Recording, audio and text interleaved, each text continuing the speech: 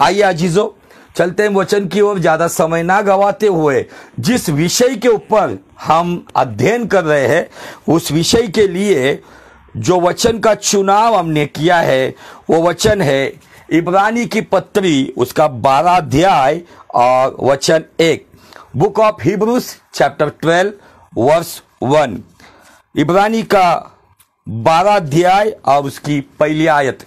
आइए, इस कारण जबकि गवाहों का ऐसा बड़ा बादल हमको घेरे हुए है, तो आओ हर एक रोकने वाली वस्तु और उलझाने वाले पाप को दूर करके वह दौड़ जो अनंत जीवन लेके जाने वाली है, जो प्रभु यीशु की राज्य में लेके जाने वाली है, जो पिता के राज्य में लेके जाने वाली, वह दौड़, यह संसार की दौड़ नहीं, वह दौड़ जिसमें हमें दौड़ना है। We have to run. यहां पे कोई एक्सक्यूज, कोई कारण नहीं है। जो दौड़ हमें, जिसे हमें दौड़ना है, जिस दिन हमने यीशु मसीह को अपनाया और संसार को त्याग दिया, हमें उद्धार का अनुभव मिला और हमने संसार की बातों को तुच्छ जाना, उस दिन से हमारे जीवन से वो दौड़ शुरू हुई है और वो दौड़ हमें दौड़नी है। ये यहां पे बाइबल हमें बताती है। बाइबल कहती है जो दौड़ जिसमें हमें दौड़ना है धीरज से दौड़े। हालेलुया। ये जो रेस है ये फास्ट रेस नहीं है, ये तेजी से चलने वाली दौड़ नहीं है, तो ये धीरज की, पेशेंस की रेस है। इस रेस के लिए यदि आपको और मुझे परमेश्वर के राज्य में यदि जाना है या पहुंचना है, उसके लिए जो संसार आज जिस तरीके से दौड़ रहा है, आज बहुत सारी जगह पे बहुत सारी बातें, जैसे जो हाईवेज बन गए हैं, एक्सप्रेस हाईवे जिसे कहा जाता है द्रुत गति हाईवे। द्रुत गति हाईवे मतलब वहां पे किसी और वाहनों को जो कम स्पीड से चलती है, ट्रैक्टर, बैलगाड़ी, स्कूटर जो भी है, उन्हें वहां पे आने की अनुमति नहीं है। वहां पे जो तेजी से चलती है वही गाड़ियों को उस हाईवे पे चलने की अनुमति मिलती है। लेकिन मैं उस रेस की बात नहीं कर रहा हूं जिसके लिए संसार का हर एक व्यक्ति सुबह से लेके रात तक दौड़ रहा है। कोई अपने अच्छे बड़े नाम के लिए दौड़ रहा है, कोई धन दौलत कमाने के लिए दौड़ रहा है, कोई अपनी मनमानी के लिए दौड़ रहा है। लेकिन यह जो दौड़ है, इस दौड़ में दौड़ते वक्त यहां पे हमें इस बात का एहसास होना चाहिए कि बाइबल कहती है कि जबकि गवाहों का ऐसा बड़ा बादल हमको घेरे हुए है। और हमारा विषय है गवाहों का बादल। गवाहों का बादल, क्लाउड ऑफ विटनेसेस। गवाहों का ऐसा बड़ा बादल जो यीशु पे विश्वास करता है उनके चारों ओर से घेरे हुए हैं।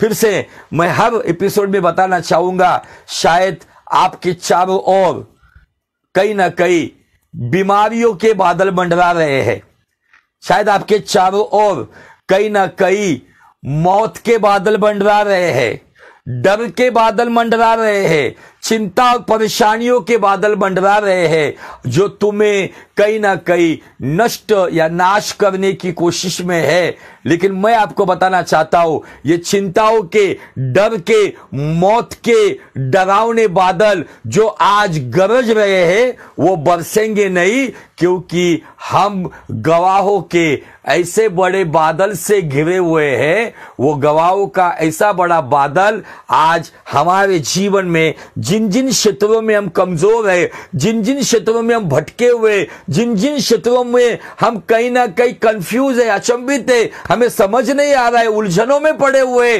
जिन जिन क्षेत्रों में अंधकार में है, उन क्षेत्रों के लिए गवाहों का ऐसा बादल जिसके द्वारा परमेश्वर और परमेश्वर की आत्मा, परमेश्वर का पुत्र और परमेश्वर के लोग इस गवाहों के बादल में है, जो आपको और मुझे सही दिशा में अगुवाई करेंगे और योग्य राह पे चलने के लिए सहायता भी करेंगे। आमीन, हालेलुया, प्रेज द लॉर्ड। तो गवाहों का ऐसा बड़ा बादल है तो कहा, गवाहों का ऐसा बड़ा बादल बाइबल का 11वां अध्याय जो इब्रानी का है, इब्रानी का 11 अध्याय, ये पूरा गवाहों का बादल है।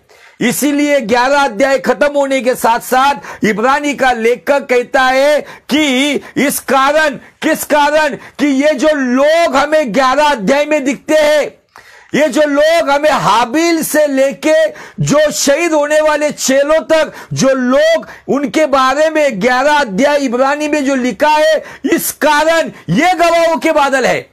इस कारण जबकि गवाहों का ऐसा बड़ा बादल हम सभी को घेरे हुए, और इस गवाहों के बादल में घिरने के बाद वो यहां पे दौड़ने के पहले कुछ बातों को त्यागना सिखाता है। एक बात का हमें एहसास होना चाहिए कि आज मैं यीशु पे यकीन करता हूं, उसके कलाम पर विश्वास करता हूं, उसकी रूह की अगुवाई में चलता हूं, तो मेरे आसपास गवाहों का ऐसा बड़ा बादल है जिसके बीचों बीच में हूं। मेरे इर्द गिर्द गवाहों का बादल है, लेकिन हम हमारे डर परेशानी की वजह से अविश्वास में आकर हमें डर के बादल दिखते हैं, खौफ के बादल दिखते हैं, मौत के बादल दिखते हैं, हमारी चिंता परेशानी के बादल दिखते हैं। यदि हम यीशु के करीब आएंगे, यीशु मसीह कहते हैं कि मेरे पुत्र मेरी कन्या डर मत, गवाहों का ऐसा बड़ा बादल तुझे घेरे हुए है जिसमें पिता परमेश्वर भी है और उसके लोग भी है। डर मत, तू अकेला नहीं है, तू अकेली नहीं है, ना मैं तुझे छोड़ूंगा ना मैं तुझे त्यागूंगा। लेकिन यहां पे कुछ बातों में वो हमें चेतावनी दे रहा है। चेतावनी ये है कि जिस दौड़ में हमें दौड़ना है, लेकिन दौड़ने से पहले 2 बातें वर्जित है।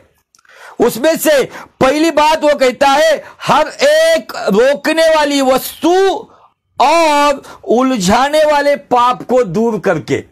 आज यीशु के पीछे चल रहे, लेकिन आज लोग अपने जीवन में 2 प्रकार का बोझ लेके चल रहे हैं।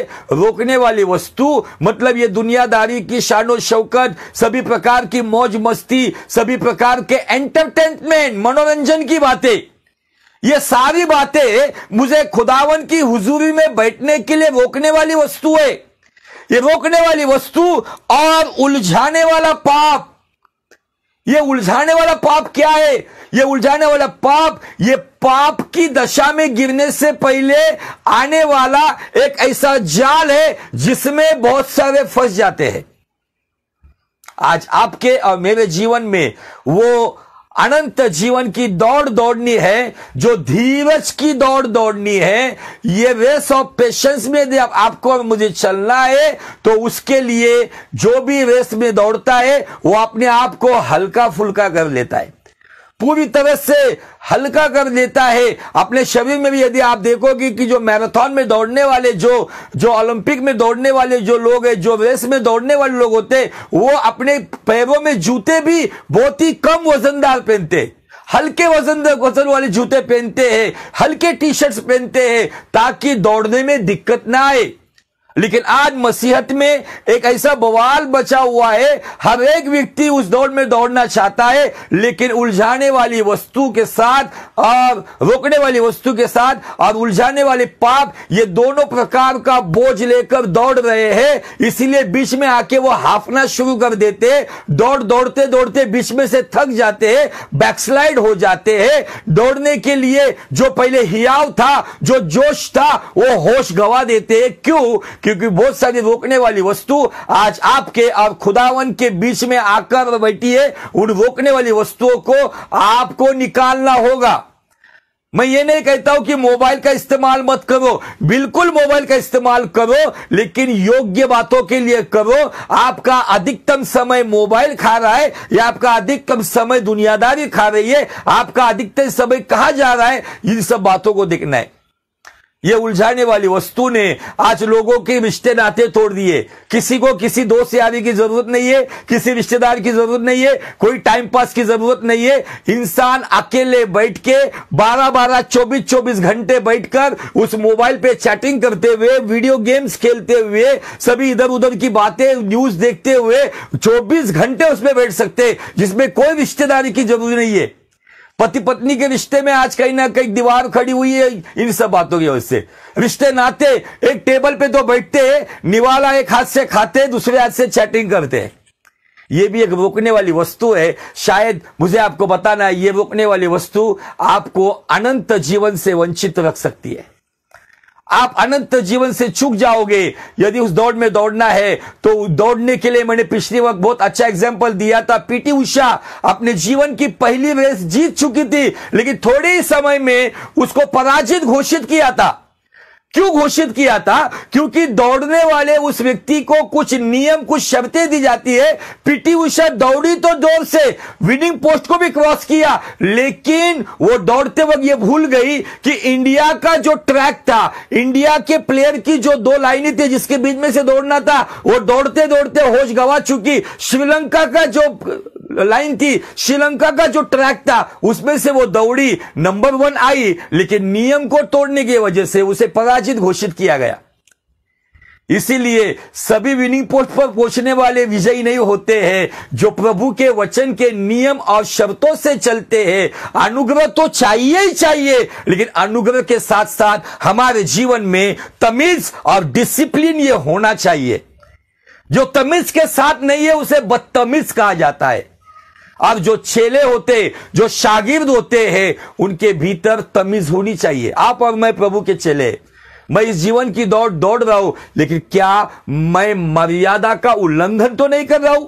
गवाहों का ऐसा बड़ा एक बादल मुझसे घिरा हुआ है और मुझे कहा गया है, रोकने वाली वस्तु, उलझाने वाले पाप को दूर करते हुए, यदि मैं उलझाने वाले पाप में फंसकर मसीह के पीछे दौड़ रहा हूं, मैं दुनिया में भी ध्यान लगा रहा हूं और संडे को प्रभु पर भी ध्यान लगा रहा हूं और दौड़ रहा हूं, और दौड़ते दौड़ते पता ही नहीं मैं किसी दूसरे के ट्रैक से दौड़ रहा हूं।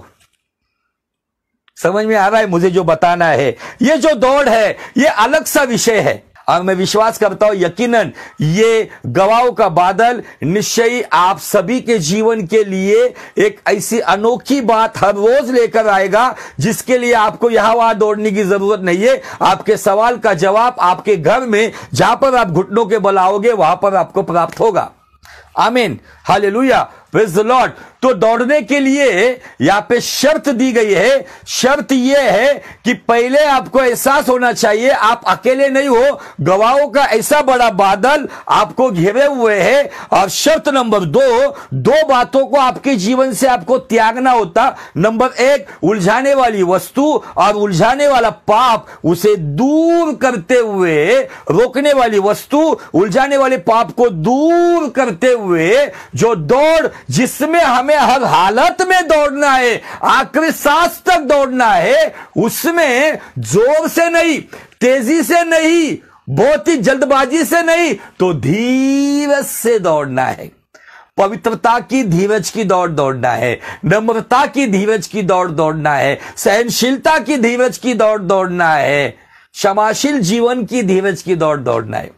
यदि ये दौड़ दौड़ोगे तो निश्चय ही हम कब्र में हो या जिंदा हालात में हो, यीशु मसीह आएगा। जिन्होंने धीरज के साथ अपनी दौड़ को समाप्त करते हुए कब्रिस्तान में सोए हुए, वो कब्र से उठा लिए जाएंगे। जो धीरज की दौड़, अपने जीवन की वो रोकने वाली वस्तु, उलझाने वाले पाप को दूर करते हुए जो रोज धीरज की दौड़ दौड़ रहे हैं, वो जिंदा हालत में महिमा के शरीर के साथ उठा लिए जाएंगे। आमीन, हालेलुया, प्रेज द लॉर्ड। इस दौड़ के बारे में पौलुस बहुत अच्छी बात कहता है। आज इस बात को भी इस दौड़ के अंदर, जैसे इब्रानी का लेखक कहता है, रोकने वाली वस्तु और उलझाने वाले पाप, इन दोनों को दूर करो। लेकिन पौलुस एक बात के ऊपर हमारा ध्यान बटाता है। फिलिपियों की पत्री, उसका 3रा अध्याय और वचन 13, बहुत सुंदर रीति से वो दौड़ने की एक बात बता रहा है, किस तरीके से हमें दौड़ना है। आइए सुनिए। हे भाइयों, मेरी भावना यह नहीं कि मैं पकड़ चुका हूं, परंतु केवल यह एक काम करता हूं, जो बातें पीछे रह गई है, अतीत में, भूतकाल में, पास्ट में जो बातें पीछे रह गई है, उनको भूलकर, शायद जो मुझे हासिल करना था मुझे मिला नहीं, शायद जिससे मुझे सम्मानित होना था मैं अपमानित हो गया, शायद जिस पर मैंने भरोसा किया उसने ही मेरे साथ गद्दारी की, इन सब बातों को भूलकर आगे की बातों की ओर बढ़ता हूं। हम आगे बढ़ ही नहीं पा रहे। उसके पीछे का कारण हम अतीत में डूबे हुए हैं। हम पास्ट में डूबे हुए, किसी व्यक्ति के मृत्यु के उस दुख भरी बातों में डूबे हुए हैं, किसी के द्वारा जो चोट हमारे हृदय को पहुंची है उन बातों में डूबे हुए हैं। इसकी वजह से हम आगे बढ़ नहीं पा रहे। लेकिन पौलुस कहता है मैं पुरानी बातों को भुलाकर आगे की बातों की ओर बढ़ता हूं। और 14 वचन में देखो, वो एक विनिंग पोस्ट के बारे में बताता है। सुनिए, निशाने की ओर दौड़ा चला जाता हो। क्या कहता है? निशानों की ओर दौड़ा चला जाता हूं ताकि वह इनाम पाऊं जिसके लिए परमेश्वर ने मुझे मसीह यीशु में ऊपर बुलाया है, नीचे नहीं। आपका निशाना इस संसार में धन दौलत इकट्ठा करना केवल यह नहीं है।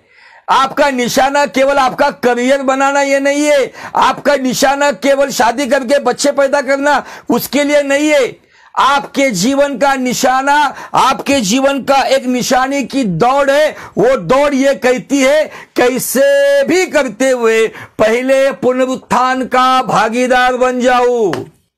उसके लिए पिछला सब भूल कर मैं आगे दौड़ा चलूं, जो मेरे लिए धन था उसको मैं त्याग दूं कि मैं पाऊं उससे पुरस्कार।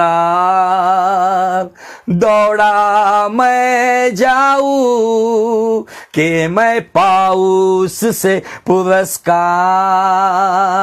दौड़ा मैं जाऊं, मैं जीऊं या मरूं, वो तेरे लिए है, तू मेरा प्रभु।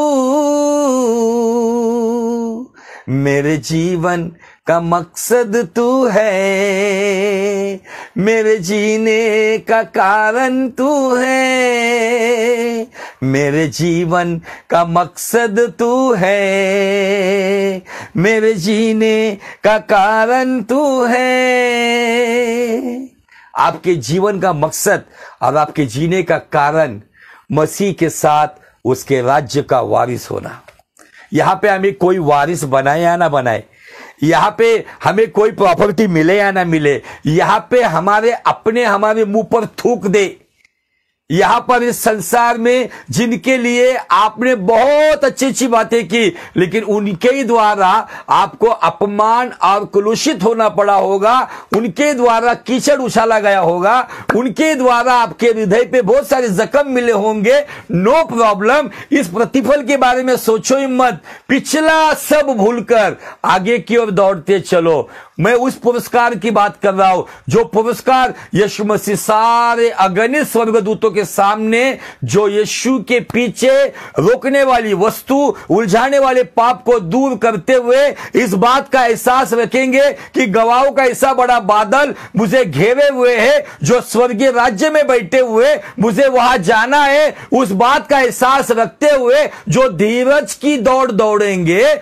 उन्हीं को वो महिमा का ताज पहनाया जाएगा।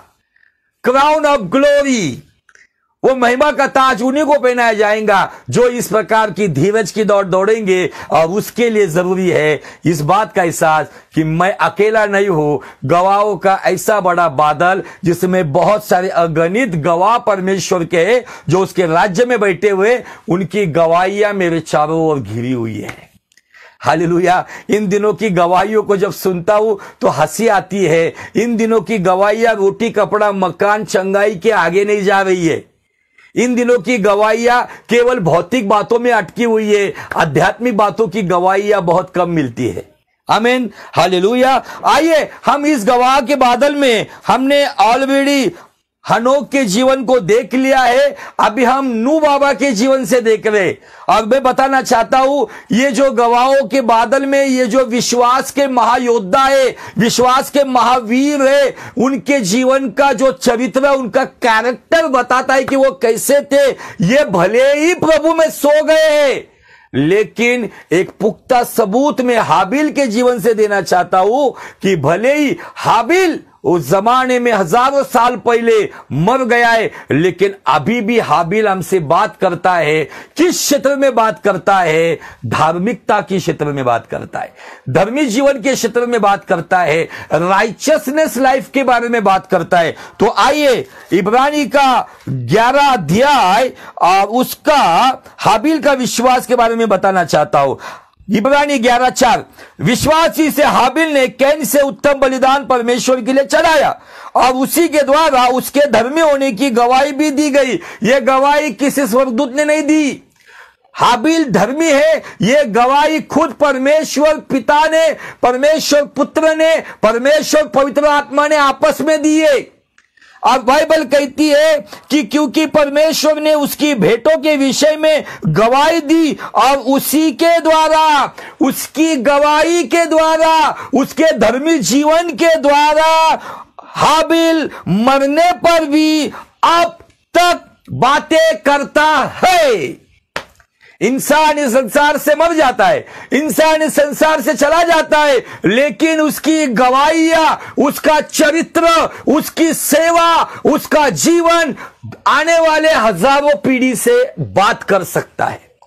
उसका पुख्ता सबूत हाबिल आदम की जो पहली औलाद थी, जो केन के बाद पैदा हुई, ये औलाद हजारों साल पहले मर गई, लेकिन बाइबल कहती है उसकी गवाही के जीवन के द्वारा हाबिल आज भी बात करता है। ऐसे गवाहों के बड़े बादल में नंबर 1 पे परमेश्वर के बाद किसका नंबर आता है? तो वो है हाबिल।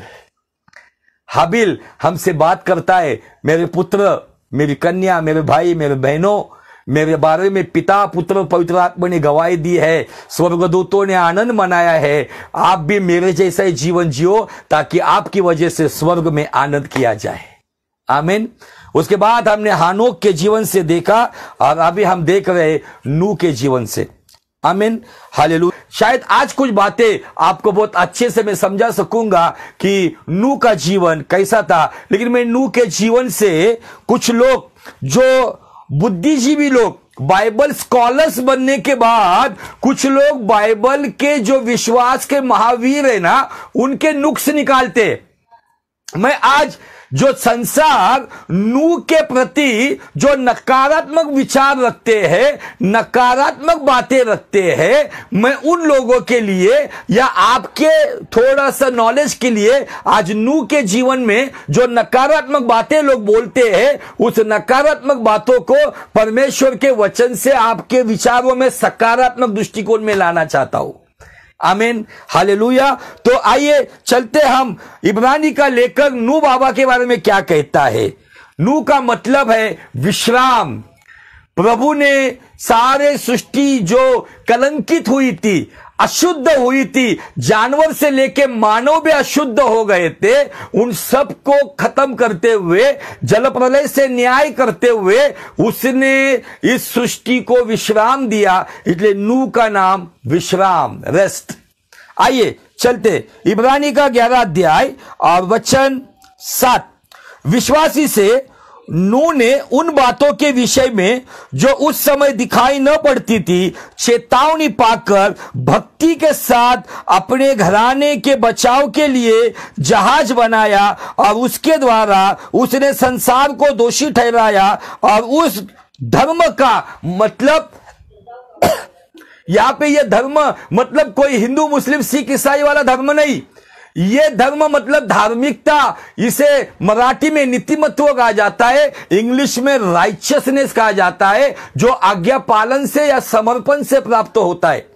ये नूह को ये जो धर्म मिला है, ये राइचियसनेस मिला है, ये कोई धर्म का जो इंसान ने बनाया धर्म की बात नहीं की जा रही है। बाइबल कहा जाता है कि यदि संसार में धर्मी व्यक्ति के बारे में बात की जाती है तो धर्मी व्यक्ति में नंबर 1 पे बाइबल कहती है कि वहां पे लिखित स्वरूप में हमें नूह बाबा दिखते हैं।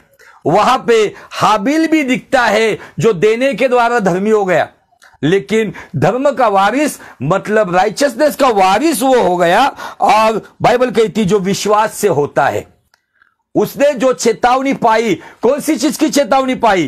परमेश्वर ने कहा था जा इस संसार के लोगों को जाके आगाह कर उन्हें बता कि परमेश्वर तुम लोगों से दुखित है, खेदित है, जो घृणित काम तुम कर रहे हो जानवरों के साथ। उस जमाने में मैं आपको बताना चाहता हूं, लिखित स्वरूप में ऐसी बातें हमें उत्पत्ति किताब में नहीं थी, लेकिन बहुत सारे अभ्यासकों का कहना या एम्प्लीफाइड बाइबल में, डेक बाइबल में बहुत सारी बातें अच्छे स्वरूप में लिखी हुई थी कि उस वक्त जानवरों का भी न्याय इसलिए किया गया था क्योंकि जानवरों में भी ये सारी अशुद्ध बातें इंसान के द्वारा आ गई थी।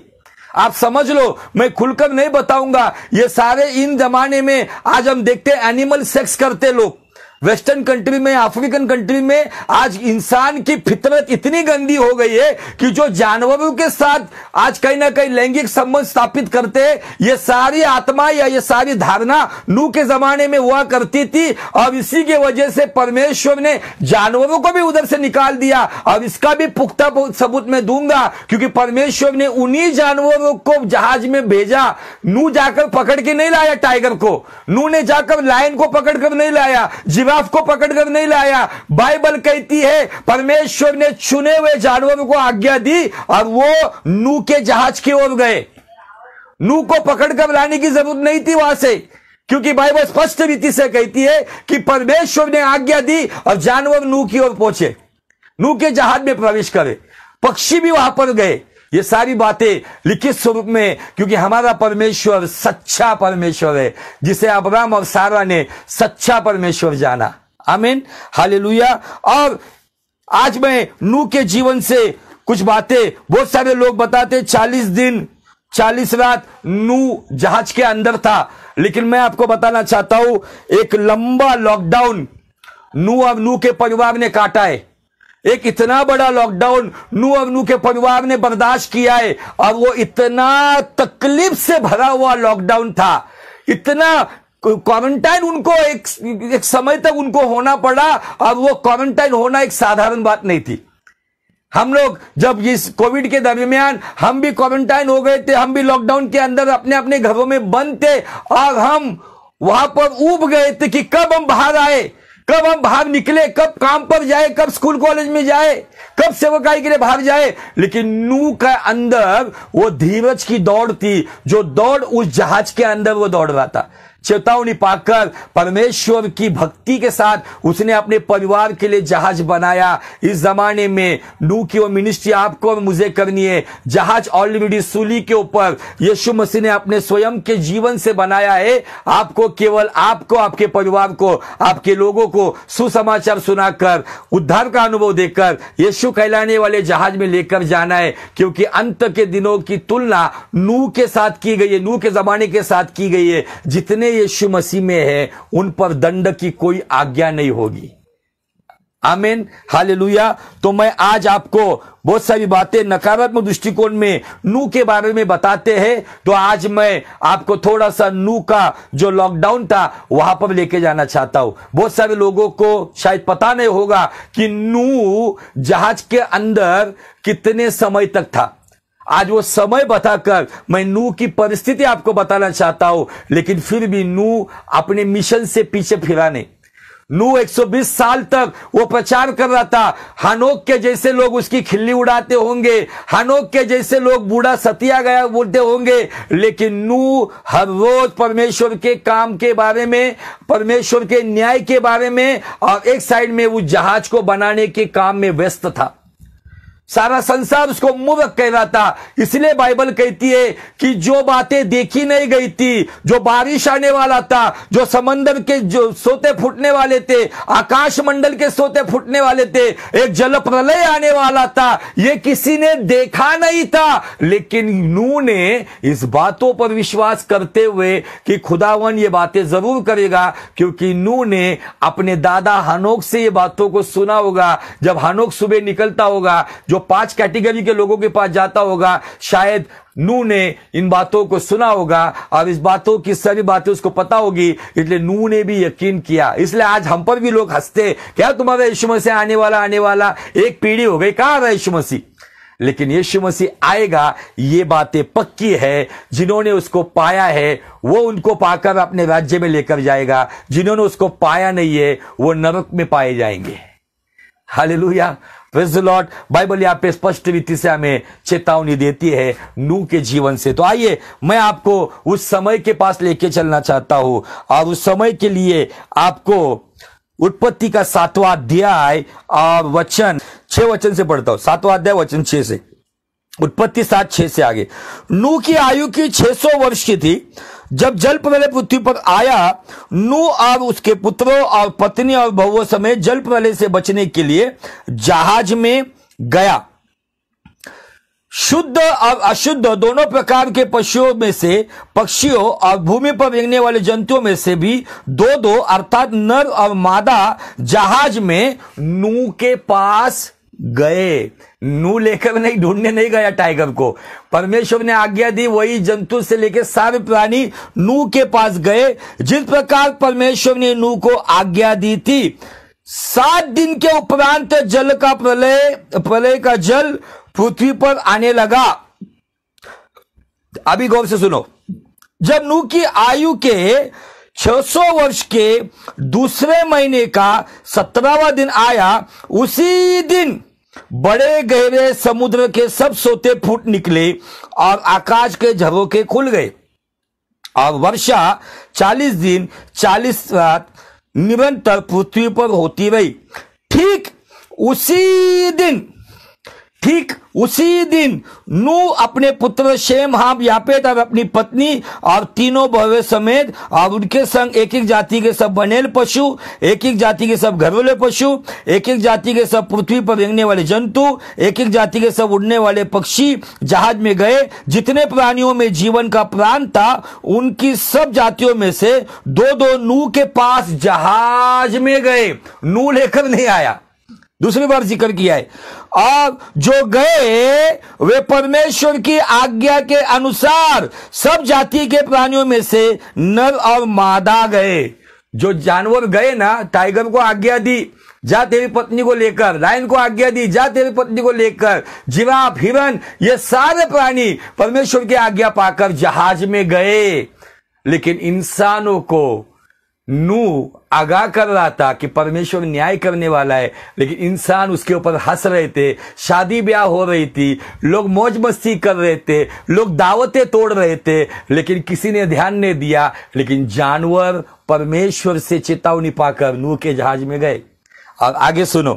तब यहोवा ने जहाज का द्वार बंद कर दिया। अभी थोड़ा मैं आपको, आप अगर बैठे हो तो आपका कलम और कागज लेकर बैठो, थोड़ा सा आपको गणित करना होगा, मैथमेटिकली आपको समझना होगा। बाइबल कहती है 13 वचन में, ठीक उसी दिन, वो दिन कौन सा? जब वो जहाज में गया, तो वो दिन 11 वचन में दिया है, नूह की आयु के 600 वर्ष का दूसरा महीना और 17वां दिन। लिखो आपके कागज पर, चाहे तो इस पे आप टाइप भी कर सकते हो। 600 वर्ष और दूसरा महीना और लिखा गया है 17वां दिन। यह समय है वो जहाज में गया। समझ लो इस बात को।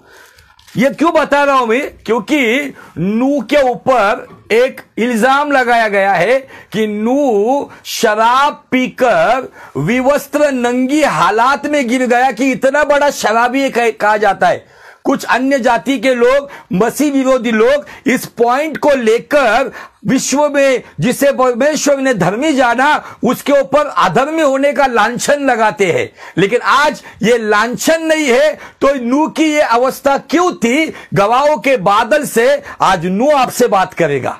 आमीन, हालेलुया। और बाइबल कहती है नूह के आयु के साथ जहाज में जाने का दिन बताया गया है। मतलब नूह 600 साल का था, दूसरे महीने में 17वें दिन। इसको नोट डाउन करो।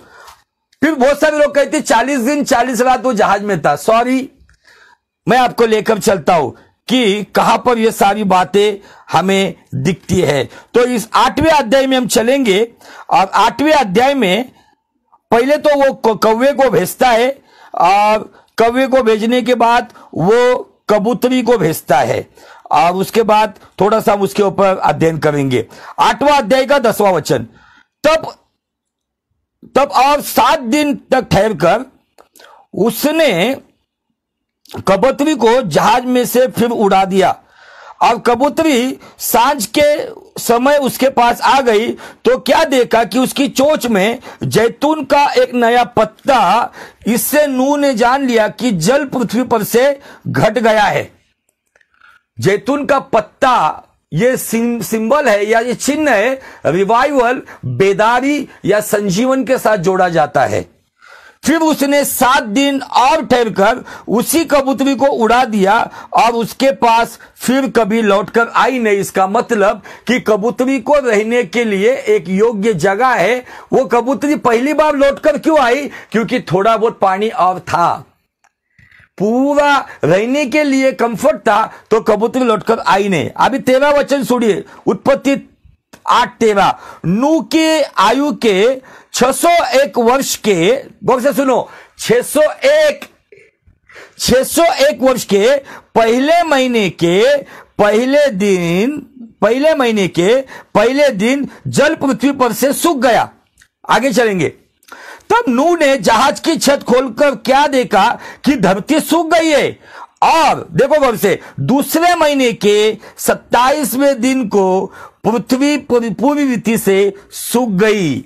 तब परमेश्वर ने नूह से कहा, तू अपने पुत्रों, पत्नी, बहुओं समेत जहाज से निकल आ। क्या पक्षी, क्या पशु, क्या सब बीते उड़ने वाले जो रेंगते हैं, जितने शरीरधारी जीव जंतु तेरे संग है, उन सबको अपने साथ निकाल ले कि पृथ्वी पर उनसे बहुत से बच्चे उत्पन्न हो और वे फले फूले और पृथ्वी पर फैल जाए।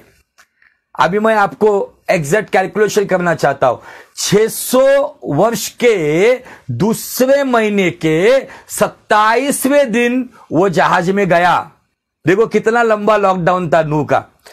दूसरी बात, ये जो हमने थोड़ी देर पहले जो वचन पढ़ा, 14 वचन, उत्पत्ति 8:14 में ऐसा लिखा है, दूसरे महीने मतलब नूह का 601 वर्ष मतलब 1 साल, 1 साल हो गए, उसका दूसरा महीना वो मैच है और दिया है 27वां दिन। 601 में से 600 अगर आप माइनस करते हो तो बचता है 1। 2 महीने में से 2 महीने आप माइनस करते हो, बचता है 0। और 27 में से 17 माइनस करते हो तो बचते हैं 10। बराबर है। तो एग्जैक्ट नूह बाबा जहाज के अंदर 1 साल 10 दिन था, 110। नूह बाबा जहाज के अंदर 1 साल 10 दिन तक था। आप थोड़ी कल्पना कीजिए, अंदर हाथी गंदगी कर रहा है, अंदर जिराफ गंदगी कर रहा है, शेर गंदगी कर रहा है, नूह बाबा उनको खिला रहा है, उसका परिवार खिला रहा है। बाहर परमेश्वर का न्याय जलप्रलय से हो रहा है, बाहर लोग मर रहे हैं, अंदर नूह बाबा को पता नहीं कि वो कहा जा रहा है। केवल जहाज जहां पर था पानी के द्वारा उठा लिया गया, सेम वैसे ही हम भी यीशु मसीह के साथ उठा लिए जाएंगे। हमें पता नहीं है कब होगा, नूह को भी पता नहीं था। ये सिंबल, ये चिन्ह हमारे लिए है। लेकिन मैं आपको बताना चाहता हूं, एक बहुत ही दर्दनाक लॉकडाउन से नूह और उसका परिवार गुजरा। नूह जिस तकलीफ से गुजरा मैं आपको बताना चाहता हूं। थोड़ी देर पहले हमने उत्पत्ति का 7वां अध्याय वचन 16 में ऐसा लिखा है, सब लोग अंदर जाने के बाद यहोवा ने जहाज का द्वार बाहर से बंद कर दिया।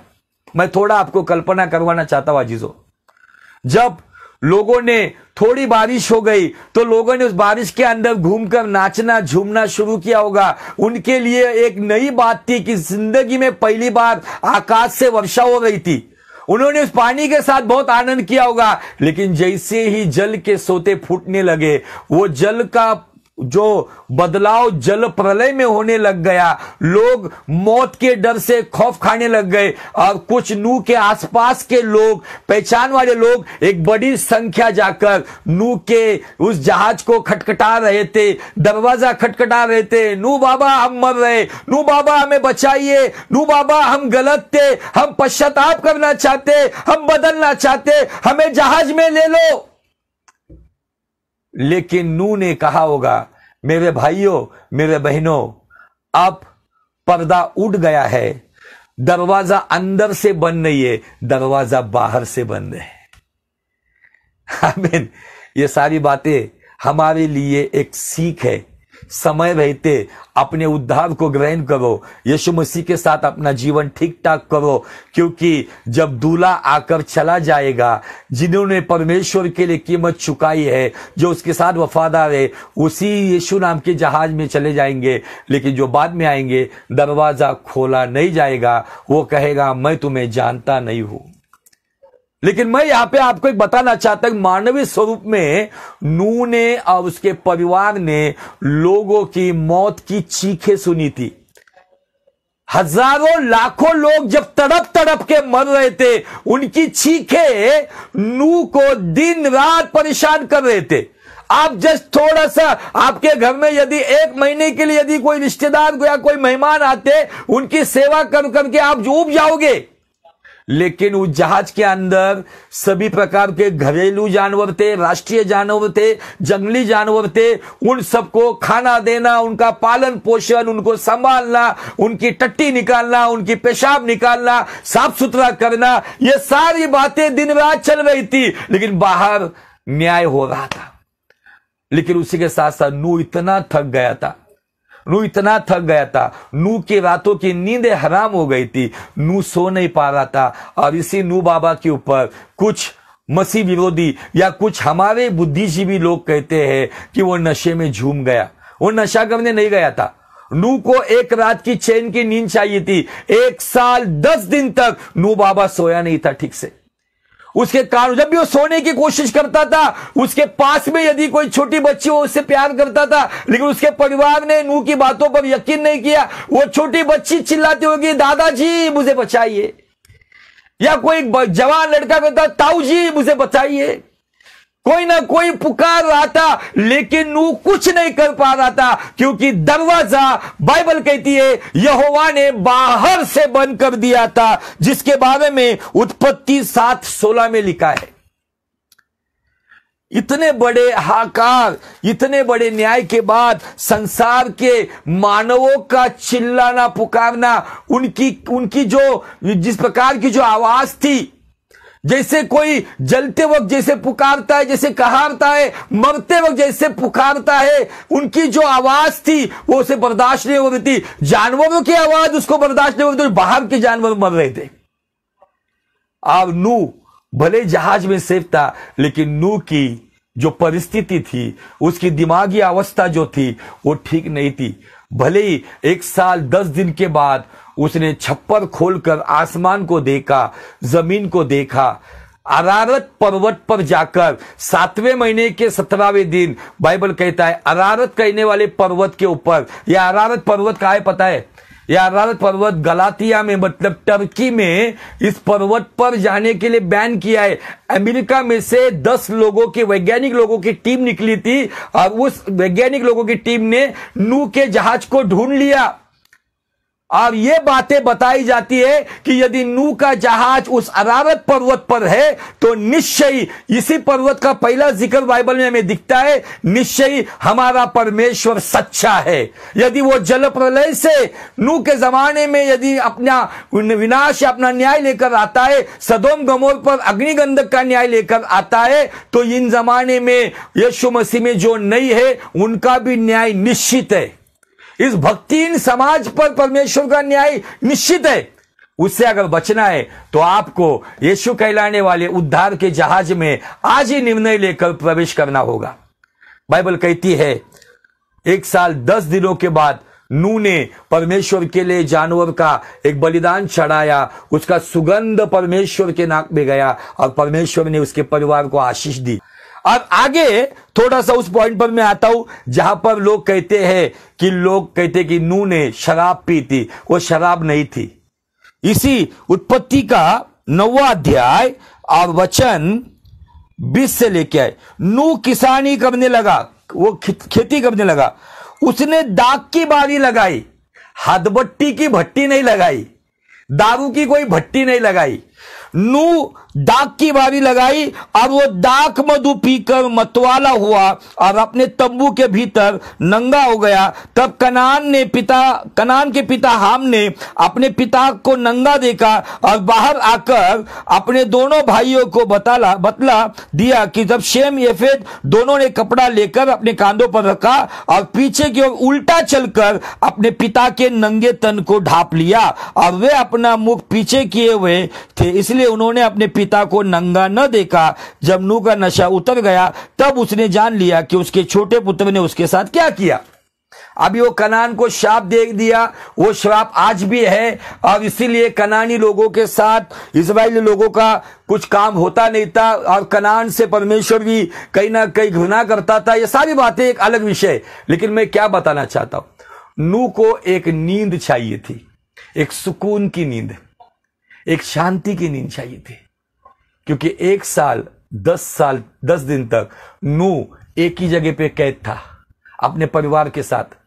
संसार के जितने भी जानवर है उनके हर एक नर मादा, हर एक जोड़ी के साथ उनकी सेवा करते करते नूह थक गया था।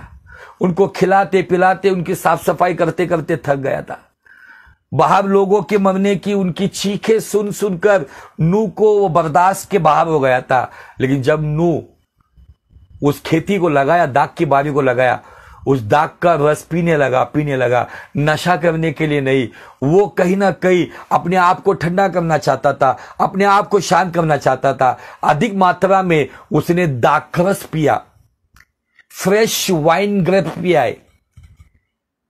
वो पीते पीते निश्चय आप और मैं भी पिएंगे तो हमें भी उसकी नशा हो जाएंगी, एक धुंध आ जाएगी, हम सो जाएंगे। कभी कभी हम ज्यादा खाना खा लेते तो भी नशा आ जाती, लोग सो जाते। तो नूह के जीवन के बारे में सोचो। जो लोग नूह को कहीं ना कहीं इल्जाम लगाकर लांछन लगाते, उनके लिए जवाब है 1 साल 10 दिन तक एक ऐसे घिनौने, एक इतने भयंकर, एक इतने खराब दुर्गंधी से भरे हुए लॉकडाउन के अंदर नूह 1 साल 10 दिन तक था। तो आप सोचिए कि उसकी हालत क्या होगी। वो जब भी जहाज से बाहर आने के बाद जब सोने की कोशिश करता था, उसको आसपास के लोगों की मरने की चीखें सुनाई दे रही थी। और नूह एक दिन सुकून की नींद चाहता था और उस नींद के लिए गवाहों के बादल से 12 अध्याय इब्रानी 1 में नूह बाबा कहता है, मैंने कोई नशा नहीं की, लेकिन मैंने परमेश्वर की आज्ञा का पालन करने के लिए परमेश्वर ने जो बातें बताई उस पर यकीन किया कि खुदावन ये बातें जरूर करेगा। इसलिए विश्वास से मैं लोगों को चेतावनी भी दे रहा था और जहाज को भी बना रहा था। 1 साल 10 दिन तक मैंने जहाज के अंदर निकाले, मैंने वो धीरज की दौड़ मैंने परमेश्वर के लिए दौड़ी। इसीलिए ये अगर बहुत सारे लोग कहते हैं ना कि नूह एक योग्य व्यक्ति नहीं है, तो मैं यहेजकेल का 14 अध्याय और वचन 14 आपको पढ़ाना चाहता हूं और फिर रुक जाऊंगा। यहेजकेल 14 पढ़िए। बाइबल कहती है, तब चाहे उसमें नूह, दानियल और अय्यूब ये तीनों पुरुष हो तो भी वे अपने धर्म के द्वारा केवल अपने ही प्राणों को बचा सकेंगे। प्रभु यहोवा की यह वाणी है। इसको समझने के लिए आपको 12 से मैं पढ़वाना चाहता हूं। तब यहोवा का यह वचन यहेजकेल के पास पहुंचा, हे मनुष्य के संतान, जब किसी देश में लोग मुझसे विश्वासघात करके पापी हो जाए और मैं अपना हाथ उस देश के विरुद्ध बढ़ाकर उसका अन्न रूपी आधार दूर करूं और उसमें अकाल डालकर उसमें से मनुष्य और पशु दोनों को नाश करूं, तब चाहे उसमें नूह, दानियल, अय्यूब ये तीनों पुरुष हो तो भी अपने धर्म के द्वारा केवल अपने ही प्राणों को बचा सकेंगे। ये यहोवा की वाणी है। यहेजकेल 14 में नूह का नाम पहला आया है। परमेश्वर कहता है सभी को मिटा दूं, सबको खत्म करूं, केवल 3 लोग, ये 3 लोग नहीं है, ये 3 परमेश्वर के साथ चलने वाले आत्मिक जीवन है। नूह की आत्मा जो परमेश्वर पे पूरा यकीन करने वाले व्यक्ति को दर्शाया जाता है कि निश्चय परमेश्वर न्याय करेगा। दानियल की आत्मा ये बताती है कि हालात कुछ भी हो लेकिन मैं प्रार्थना जीवन, भक्ति का जीवन बंद नहीं करूंगा। अय्यूब की आत्मा ये बताती है भले कितने भी संकट मेरे जीवन में आए लेकिन मैं यहोवा के पीछे चलना छोड़ूंगा नहीं। ये 3 कैटेगरी के आत्मा के लोग जो है वही लोग इस संसार के न्याय में बचाए जाएंगे और यीशु मसीह के राज्य में पहुंचेंगे। लेकिन उसमें पहला नंबर आता है नोहा। आज यदि बहुत सारे लोग नूह के ऊपर इस पॉइंट को लेकर बात करते हैं, उनके लिए जवाब यह है, उत्पत्ति 7:1 में कहा गया है, परमेश्वर कहता है तू अपने घराने समय जहाज में जा, क्योंकि मैंने इस समय के लोगों में से केवल तुझी को अपनी दृष्टि में धर्मी पाया है। आमीन, हालेलुया। यदि परमेश्वर नूह को धर्मी ठहराता है, हम उस पर लांछन लगाने वाले कौन है? ऐसा विश्वास का महावीर नूह इब्रानी 12:1 के अनुसार इतने बड़े गवाहों के बादल से जो हम घिरे हुए, उसमें से हाबिल के बाद हनोक ने बात की है। अभी नूह आपसे और मुझसे बात कर रहा है, मेरे बेटे मेरे बेटियों, लोग क्या कहते उस पर ध्यान मत लगाओ। आप परमेश्वर की दृष्टि में धर्मी जीवन जियो। जो परमेश्वर की दृष्टि में धर्मी जीवन जिएगा वही परमेश्वर के राज्य में उठा लिया जाएगा। प्रभु करे इस आज के एपिसोड के द्वारा परमेश्वर आपको बहुत बहुत आशीष दे। यदि इस विषय के द्वारा प्रभु ने यदि आपसे बात की है तो प्रभु आज परमेश्वर की महिमा के लिए इस वीडियो को हो सके ज्यादा से ज्यादा आपके लोगों के साथ शेयर कीजिए। God bless you. प्रभु आपको बहुत बहुत आशीष दे।